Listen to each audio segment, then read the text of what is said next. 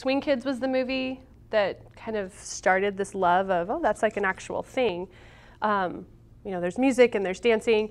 And both of my older brothers worked at Disneyland and saw a big band playing one night and did the whole like, what is this?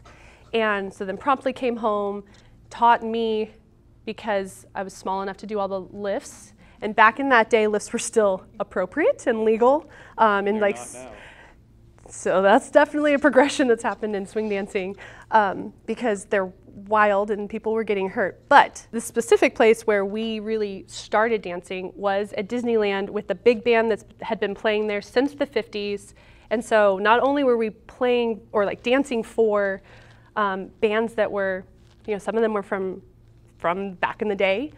We also had the dancers from back in the day. And especially in that time, there were no classes, nothing formal being taught. So we just were taken out on the dance floor by these old people that were wanting to impart their wisdom onto young whippersnappers like us. And so back then it was just a lot of watching and kind of being inspired by these older folk, and then they were incredibly generous with their knowledge and their passion of the dance as well.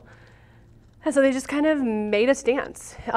They made us learn the feel, kind of like what we've been talking about. They made us learn how to dance by feel and by connection and to the music versus steps or, you know, you have to count to a certain number. I didn't know any of that for years and years later. It definitely started as this, you know, one group when you would pull in more friends and then you would learn from somebody and then you'd say, that move was awesome, teach me that move. And you know, fast forward just a couple of years, there were places to dance every night of the week, from live music in restaurants. We're talking full, like 20-piece orchestras in a restaurant. And I vividly remember one of my first like legit aerials and having to be hoisted over the crowd. It was so packed with people. It's like this fan kick, and I just like prayed I would land without killing anybody.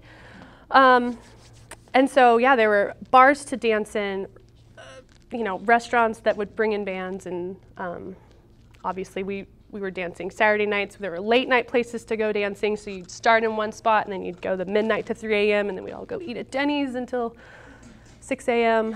That was my like growing up in high school experience all the way into like the 2000s when competitions really started to become a thing. How did they become a thing where they weren't before?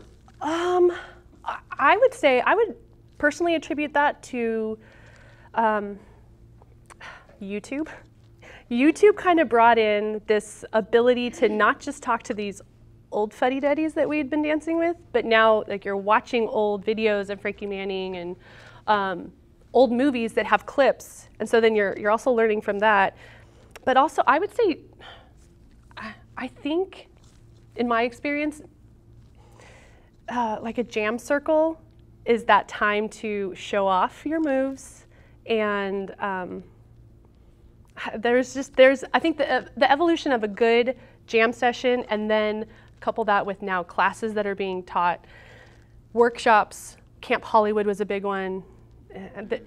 Any time that you are going to pull in a lot of personalities like that, and people trying to, I don't want to say one up, but learn and inspire from the next. Like how I said that, learn and inspire from other people. That definitely fosters this, the culture of bigger competitions and bigger bands and full workshop weekends, and at least that's my understanding of it, or that was my experience with it. Define a good jam circle.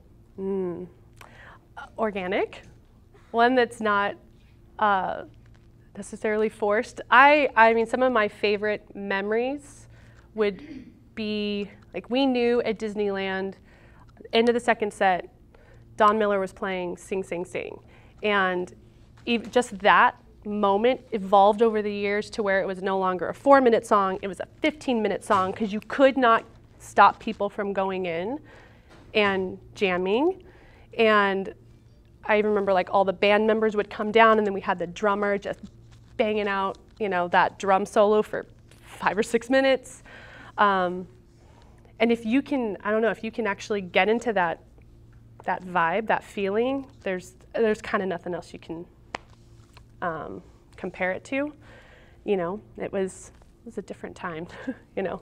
To me, I know that like the organic need to like keep the song going is a good jam session. I really loved and appreciated the connection from the older generation to our generation, like their need to almost like pass it down to us before they passed away. I mean, a lot of us young kids were at their funerals when they all passed away. They were such a part of our culture. You know, there were all these young teenagers, and yet we still had all these people that were pouring into us. I think as competitions amped up, the worldwide scene also grew. We talked earlier about Sweden's like big. They have such a culture there, such a community, and I think we kind of went from loving the social aspect of it, that the raw, organic, let's just dance in anywhere we can get live music or even DJ'd music. We didn't even care. The need for just community, I think, morphed into the need for the competition life and the almost like the spotlight. You know, there was such a need for teachers, and I think that shifted the culture from more of a, I mean, like a competitive field versus competition, but a competitive field. And I think that maybe, at least I know for me, you know, if you don't want to be part of that rat race, then it loses some of its charm. And so I know a lot of us just kind of went, or we all got older, got married and had kids. And so it was really hard to go out 6 nights a week. Really hard. And it took me personally like maybe a 10-year hiatus from doing the nonstop constant dancing when I was having my children. And then once I felt like I could leave regularly, then I've, you know, gotten to go dancing a lot more. But yeah, I think just the ebb and flow of people growing and maturing and needing some space, but also dancing is such a tight community, and you kind of can't help it. I mean, some of my best friends are from dancing, and so we still, even if we get together for a birthday, you put on anything that's even remotely danceable, and that's it. Tables are moved, couches are moved, and we have a party. Even a bunch of old kids with children of our own. We're still gonna clear the room and dance. So what is swing dancing now? I think it's in this weird element, like this weird little spot of needing to kind of let go of the competitive nature, even if it's just competition between all the scenes or the leaders or the teachers, whatever it is. We kind of need to do away with that and get back to what it was, which was just a social community full of people that loved the dance, not the things that come with the dance, but the actual dance of it. You know, that just couldn't not go out with their friends dancing, you know? I think we need more of that. Community, real community. Okay. So what advice would you give to newer dancers? Just dance. Like, get out there, dance with new people that you may think you know more than them or less than them. Like, it doesn't matter. Dance with, we were chatting with somebody earlier, dance with people that you feel are way above your skill level. It'll make you rise to the occasion. I think you have to kind of get that in your system. So dance. And don't be afraid to dance to music that's not swing dancing. You know, you can dance to all the musics. What advice would you give to someone, maybe a follower who's scared to dance with a leader who they think is better, or a leader who's afraid to dance with a follower who's like they think is really good? Do it anyways, because here's the thing. And again, if you're talking at like, I would never go label somebody a number, but if you feel that you're a level 2 and that person's a level 6, that level 6 is not going to just, you know, spin you out and throw flying Lindys at you.